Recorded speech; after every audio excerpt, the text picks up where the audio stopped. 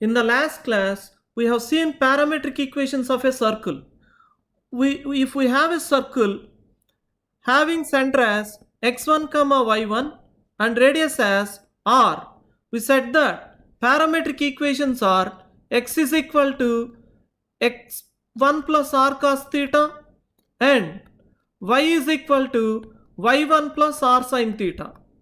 We discussed a lot about this while studying straight lines in first year about the parametric equations.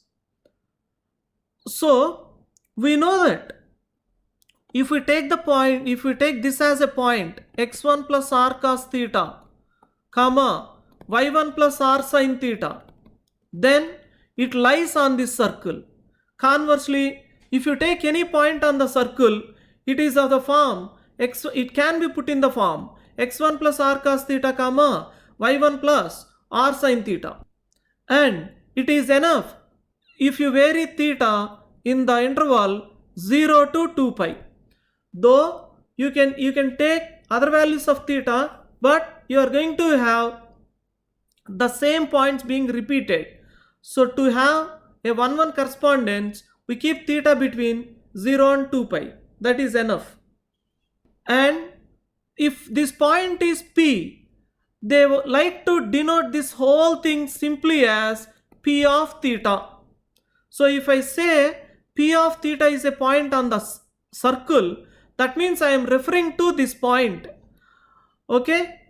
This point we simply denote it by P of theta. You can make a note of this. And also, if it helps, you can even locate this P of theta. You see, you take this radius parallel to x-axis. Now, if this is theta, then this is the point P of theta. Okay? So, if theta is going to be, say, 240 degrees, so from here you go for 240 degrees. Suppose you got this as 240, say this full angle is 240, then this point is P of 240 degrees it is called. That means it is x1 plus r cos 240 degrees comma y1 plus r sin 240 degrees. Those are the coordinates of this point. This follows from the very definition of sin theta and cos theta. So if you remember the definitions of sin theta and cos theta, then you can see that this is very obvious. Now this is given as a solved example in your intermediate textbook. It is a very interesting solved example. Observe that he has given us equations of sides of a triangle. Suppose this is x plus y plus 1 equal to 0 and this is 3x plus y minus 5 is equal to 0 and this is 2x plus y minus 5 is equal to 0. Now we want equation to the circumcircle of this triangle. So we are looking for equation to this circle. Okay. If I call the vertices as A, B, C, I want the circle passing through these points. One way is find the coordinates of A solving these two equations, find the coordinates of B solving these two equations, and find the coordinates of C solving these two equations, and ultimately once you have three vertices, we already saw how to find equation to a circle passing through 3 points. You can do that way, but you can see that it's going to be a little lengthy. So instead of doing something like that, we have a very nice idea here. The idea is based on what we have already seen in straight lines while studying family of lines. If you remember, lambda 1 L1 plus lambda 2 L2 equal to 0 represents a family of lines passing through the point of intersection of these two. I mean, assuming that first of all those two are intersecting. And that time I also told you that if I have two curves C1 equal to 0 and C2 equal to 0, then from the same logic, how lambda 1 c1 plus lambda 2 c2 equal to 0 represents a curve passing through the common points of c1 equal to 0 and c2 is equal to 0. So following the same logic here, I want an equation which passes through the points A, B, C. Okay, I mean which satisfies the points A, B, C. That means I am looking for a second degree curve passing through the points A, B, C. So I want you to observe that this is how I can take it. I take it as lambda 1 into x plus y plus 1 into 3x plus y minus 5 plus lambda 2 into 3x plus y minus 5 into 2x plus y minus 5 plus lambda 3 into 2x plus y minus 5 into x plus y plus 1 equal to 0. This is a second degree curve which passes through the points A, B, C. Any second degree curve is of this form. I want you to observe that this satisfies the points A, B and C. How? You see, suppose the coordinates of A are x1, y1. So, as this point A lies on this line, x plus y plus 1 equal to 0, when I substitute x1, y1 in this equation, it becomes 0. Similarly, when I substitute the point x1, y1 in the equation, 2x plus y minus 5 is equal to 0. This also becomes 0 because the point, the A, lies on this line.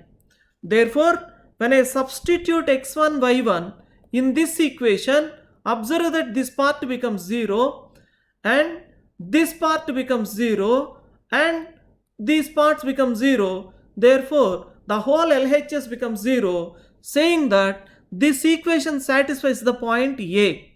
Similarly, it satisfies B and it satisfies C. Therefore, this is a second degree equation in x and y which passes through the points A, B, C. Okay? Now observe that our circle, required circle, is also a second degree equation in x and y. Therefore, that is also of this form only. Okay? So, our required circle is of this form. Now, we have to find the values of lambda 1, lambda 2, lambda 3 in a suitable way such that we can extract our required circle equation from this. You can see that when I take the product, I am going to have x square terms, xy terms, y square terms, x, y and constant terms. All I am going to get. So I observe that when I expand this one, it is going to be an equation of the form ax square plus 2hxy plus by square plus 2gx plus 2fy plus c is equal to 0 form. And we know that this represents a circle if and only if a is equal to b, h is equal to 0 and g square plus f square minus ac is greater than or equal to 0. Okay, but if you remember, I will talk about this after a little while. So these are the things we are going to use now to extract the required circle equation from this equation. I am going to use a is equal to b. That means coefficient of x square equal to coefficient of y square and h equal to 0. That means coefficient of xy is equal to 0. These two conditions we use to find the values of lambda 1, lambda 2, lambda 3. So using those things, let us first write coefficient of x square in this. It is from here, it is 3 lambda 1 and from the second term it is 6 lambda 2 and from the third term it is 2 lambda 3. Coefficient of x square is equal to coefficient of y square. What is coefficient of y square? It's lambda 1 plus lambda 2 plus lambda 3. Okay, and we use coefficient of xy is equal to 0. So let us collect coefficient of xy from this. You can see that over here in this part, it is xy plus 3xy, that is 4xy into lambda 1. So 4 lambda 1 I get, and from the second one I have it as 3 plus 2, 5 lambda 2, and from the third one I have it as 2 plus 1, that is 3 lambda 3. This is coefficient of xy, which is equal to 0. Now those who are finding it difficult to see the coefficients directly, I was telling you right from the first year to practice observing the coefficients directly. Now if we cannot see directly, then what can we do? Take the products here, take the products and then collect the coefficients of x squares and y square and coefficient of xy, and then you can ultimately arrive at the same conditions.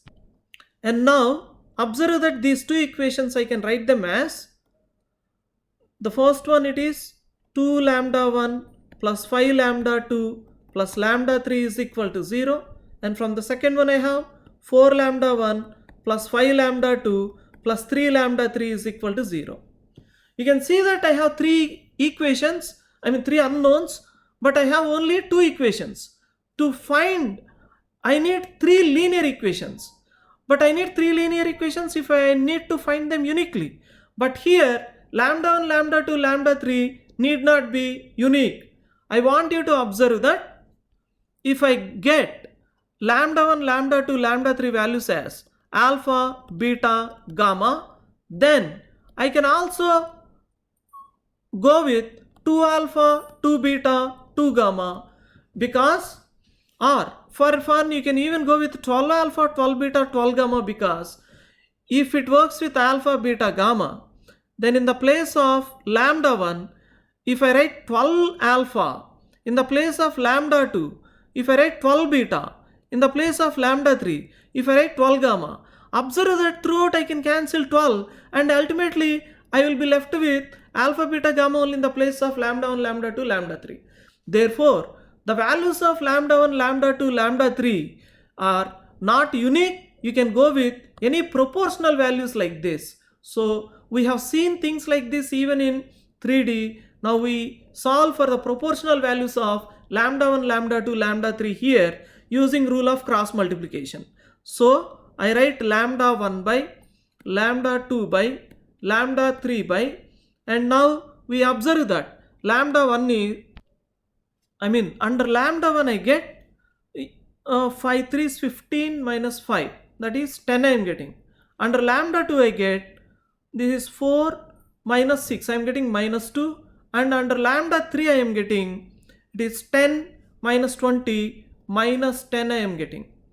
So you can directly substitute 10 minus 2 minus 10 in the places of lambda 1, lambda 2, lambda 3, or you can also cancel this 2 throughout this here itself, and in the place of lambda 1, lambda 2, lambda 3, you can simply take the values 5 minus 1 minus 5 and simplify the resulting equation. You will get your required circle equation.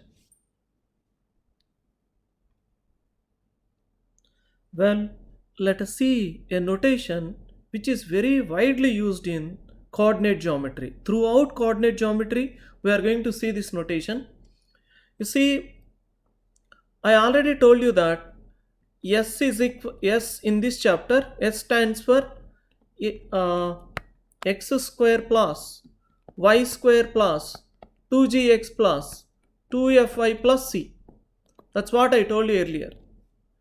Now, S1.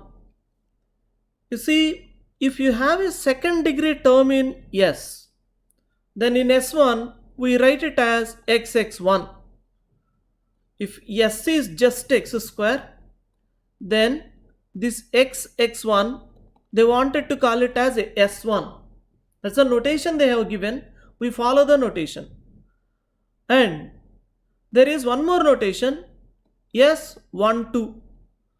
x1, x2. If you have x square in S, then x1, x2, they call this as S12. So now when I say S11, I hope you can easily guess. It is nothing but x1 into x1 means x1 square you get. So this is for second degree term. That means not for every second degree term but for square terms. This is how we do. Now what I am trying to say is, if I have a square term like this in S, then while writing S1 we write y1. While writing S12 y1 y2 we write, and S22 stands for y2 square. S11 stands for y1 square. Like that. That is how notation goes. This is for second degree term where the term is of the type square. If in the second degree term, if you are going to, if the second degree term is going to be of the form xy, then while writing S1, they write like this: half into xy1 plus x1y. That's how they write. So we simply follow it, that's all. So S12 stands for half into x1 y2 plus x2 y1, and S11 stands for x1 y1. That is how the story goes. So in S, if I have a first degree term, like say I have x there, then this is how we are going to make it. While writing S1, I write half into x plus x2, x1. That is how I write. Okay, observe that when it was second degree term, x square was there, we were writing xx1. Now first degree term, this is how we write. And while writing S12, now you can guess, obviously it is half into x1 plus x2 we write. And for S11, we simply write x1. So for x square, this S12 we were writing x1 x2, and for S11 we were writing x1 square itself. For this is how we wrote. Now for x, this is how we write. Okay, and for constant, we write constant only. So in S, if we have a constant term like k is there, while writing S1 I write k, while writing S12 I'll write k, while writing S11 I write k. This is how we follow. Okay, so now let us see for fun how to write S, the S that we take in this chapter. So this is S in this chapter. So while writing S1, x square I'll write xx1, y square yy1, this 2gx. You know, first degree we make the coefficient half, so it is going to be g into x plus x1 we write. This we write f into y plus y1 plus c. That is what S1 stands for. And S12 stands for x1 x2 plus y1 y2 plus g into x1 plus x2 plus f into y1 plus y2 plus c. So S11 stands for x1 square plus y1 square plus 2gx1 plus 2fy1 plus c. So let us apply this in an example. So for example, say I have S is, say x square plus y square minus 5x plus 10y plus 4 is there. So while writing S1, this is how I write. It is xx1 plus yy1 minus 5 by 2 into x plus x1 plus 5 into y plus y1 plus 4. So S12 goes like this: x1 x2 plus y1 y2 minus 5 by 2 into x1 plus x2 plus 5 into y1 plus y2 plus 4. So I hope you can guess now what is S11. It is simply x1 square plus y1 square minus 5x1 plus 10y1 plus 4. I hope you all understood this notation. This notation we are going to follow throughout coordinate geometry. Now we are going to see position of a point with respect to a circle. See, if you are given a circle, say center is capital C, you are given a circle C, a point P is given. So if I give you a point P, you can say that P is lying inside the circle. If I give you a point P here, we say it is lying outside the circle. Here we say it lies on the circle. Now here you are looking at your circle and your point and saying whether the point is lying inside or on or outside the circle. Now this you are looking at the geometry, but we are going to decide the position of the point with respect to a circle with the help of algebra. Okay. Now for that what we do is we compare the distance between center and the point with the radius of the circle. You see, this is radius of the circle. Now if the point lies inside the circle, obviously CP is less than R. If the point lies on the circle, CP will be equal to R. If the point lies outside the circle, then CP will be greater than R.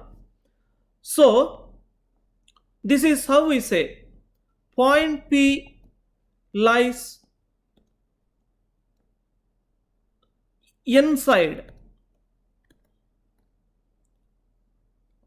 or on or outside the circle C according as CP is less than R. Inside, for inside you can see that CP is less than R. Or on means CP is equal to R. Or outside CP is greater than R. So what they do is usually they club these three into one. You see, probably you have seen so far CP less than or equal to R like that. Now they even use one more symbol greater than like that. So it stands for, you have to take in the order. P lies inside according as CP less than R, and P lies on according as CP is equal to R, and P lies outside according as CP greater than R. Like that you have to take. So we simply write, instead of writing these many, we simply write it as this one, CP less than equal to greater than R. Okay. Now suppose the circle is our general circle. S is equal to x square plus y square plus 2gx plus 2fy plus c is equal to 0. And suppose the point P is x1 comma y1. So we know that for this circle the center is nothing but minus g comma minus f, and the radius is nothing but g square plus f square minus c. So using this information in this one, it becomes, this is if and only if CP square is less than equal to greater than R square. CP square is less than equal to greater than R square I get. This is if and only if. What is CP square? X plus g, x1 plus g whole square plus y1 plus f whole square. I applied distance between the points formula, less than equal to greater than R square. Sorry, radius, here you have a square root of g square plus f square minus c. So when I take R square, I'll get g square plus f square minus c. So what I get from this? I'll get x1 square plus y1 square plus 2gx1 plus 2fy1 plus g square plus f square is less than, equal to, greater than g square plus f square minus c. So writing everything on one side, you can see that on the left hand side I will have x1 square plus y1 square plus 2gx1 plus 2fy1 plus c less than, equal to, greater than 0. Now I want you to observe that under the above notation, this we can simply write it as S11. So I get S11 less than, equal to, greater than 0. That is what I get. So P lies inside or on or outside the circle C according as S11 less than, equal to, greater than 0. So this we use it as a formula. So this we take it as a formula. P lies inside or on or outside the circle S equal to 0 according as S11. So here P means the point P x1 comma y1. So it lies inside or on or outside the circle S equal to 0 according as S11 less than 0, less than or equal to or greater than 0. Okay, so you can write this as a formula. Incidentally here you can observe one more point. I want you to observe that in the process we showed that Cp square minus r square comes out as S11. That is what you can see from all this story. You can see that if I bring r square to the left hand side in this step, this is if and only if Cp square minus r square less than, equal to, greater than 0. Observe that this only transformed into S11 less than, equal to, greater than 0. So Cp square minus r square is nothing but S11.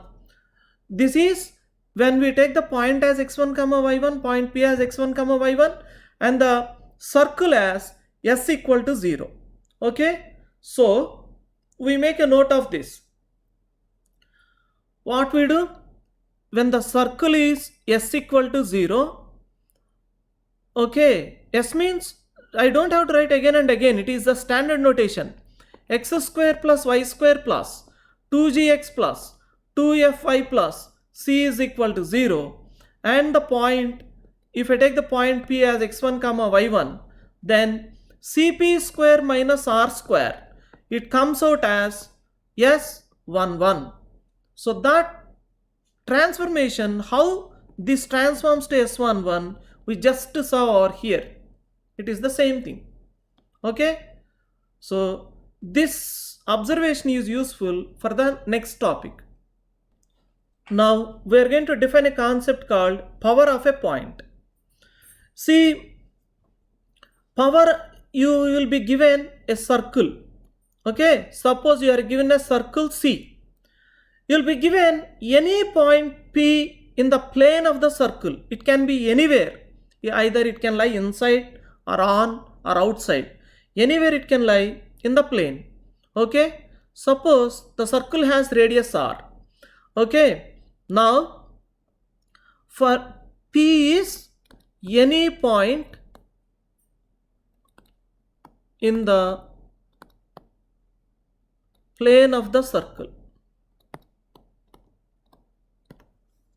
then power of the point P with respect to this circle is defined as Cp square minus r square. That is the definition. Okay, power of the point P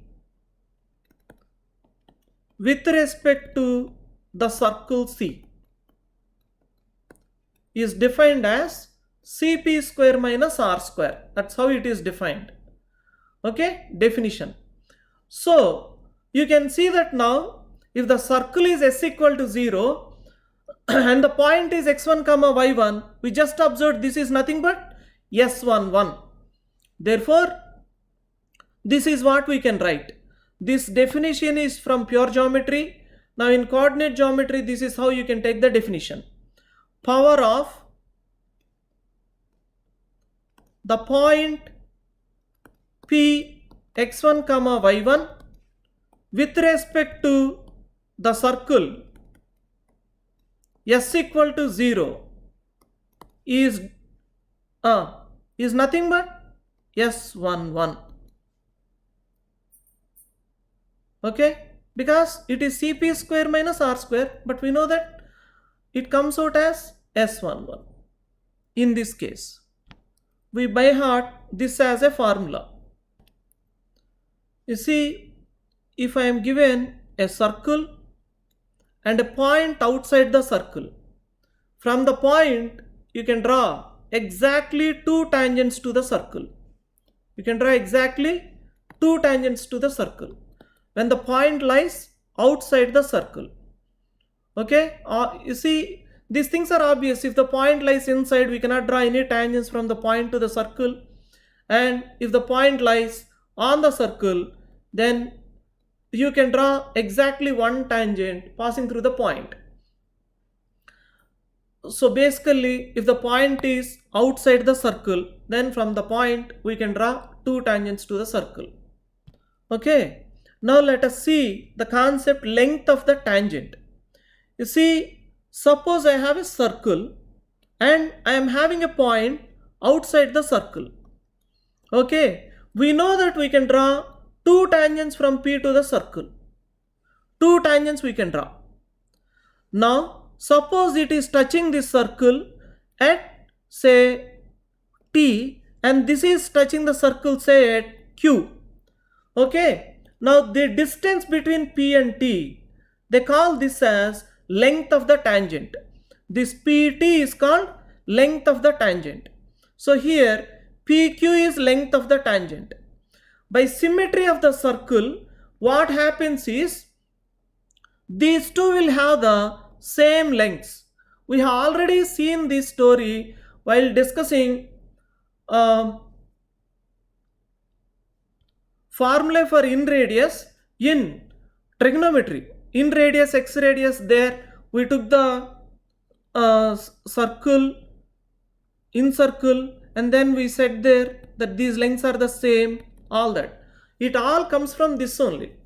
Okay, the only thing is that we are calling this PT as length of the tangent, and we know that these lengths are the same. Now let us see what is the length of the tangent. Suppose I have a circle having center as C. Okay, we know that if I take this radius is perpendicular to this tangent. Now I join C and P. Okay, so this is radius and this is CP. You have a right angle triangle. I simply apply Pythagoras theorem.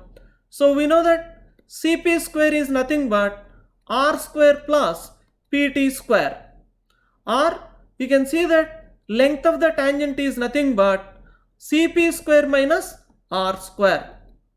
So once again, you can see that if the circle is S equal to 0, okay, x1 comma y1, then we know that this point x1 comma y1, then this one, the length of the tangent PT square. Now square of the length of the tangent actually is nothing but S11. That means the length of the tangent is nothing but root S11. Okay, we treat this as a formula.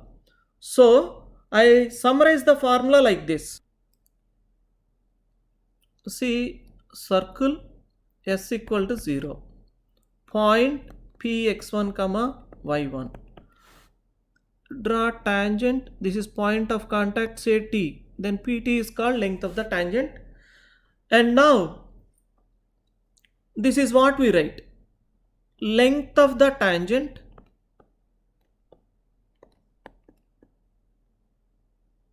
from Px1 comma y1 to the circle S equal to 0 is root S11, angle between the tangents. Suppose I have a circle. Okay, now I can draw, if I have a point P outside the circle, I can draw two tangents. Now we are interested in talking about this angle. Suppose the circle is s equal to 0 and the point is x1 comma y1. Okay, suppose this angle is theta. Now from the center, if I join the point of contact, you know that it is right angle there. Now by symmetry, you see along this line, if I fold it, the whole system overlaps on the other. So for the whole thing, this is line of symmetry. Okay, therefore this is nothing but theta by 2 and this is theta by 2. Now this is radius and we know that length of the tangent is nothing but root s11. So from the diagram you can see that tan theta by 2 is equal to opposite side by hypotenuse. Opposite side by adjacent side, so you'll get root s11, that is tan theta by 2. So once you have tan theta by 2, you know how to find tan theta. Tan theta is 2 tan theta by 2 by 1 minus tan square theta by 2. Using this formula, we can find angle between the tangents. So basically, this one we by heart as a formula again. See, length of the tangent is defined only when point lies outside the circle. Probably you can say even when it lies on the circle, and you can say length of the tangent is 0, but it is completely uninteresting case. Okay, so basically length of the tangent is defined when the point lies outside the circle. Now this power of the point we are going to define for any point in the plane of the circle. Suppose I have a circle. Okay, take any point P. It can lie inside or on or outside. Okay, now through P you draw a secant. Okay, suppose this is intersecting the circle in the points A and B. Then PA into PB is called power of the point. Yeah, it can be any secant. You can take like that also. You see, if this is A, this is B, PA into PB is called power of the point. If the point lies outside, if point is here, through P draw secants. We can draw infinitely many secants. Take any one secant. Suppose it is intersecting the circle in the points A and B, then PA into PB is called power of the point. So it is obvious that if the point lies on the circle, okay, and through this if I draw secant, now A is nothing but P only and this is B. So this time PA into PB, PA is nothing but 0 only. So this is 0. If the point lies on the circle, power of the point with respect to the circle is 0. See, I want you to observe that if I have, say, for example, point is there outside, then through P I can draw infinitely many secants. Okay, now it is so going to happen that if I take this secant, these are the points A and B. If I take this secant, then A and B will be these points. Now it is so going to happen that whatever the secant you may take, this PA into PB is going to be constant. PA into PB is always going to be a constant. Whether the point lies inside or outside or on. For one point, for one circle, PA into PB is always constant. So keeping the circle the same, if you choose another point, that will have a different value. But again for that point also, whatever the secants you draw, QA into QB is always going to be the same for that point. So the power of the point is going to remain the same irrespective of the secant you are going to choose.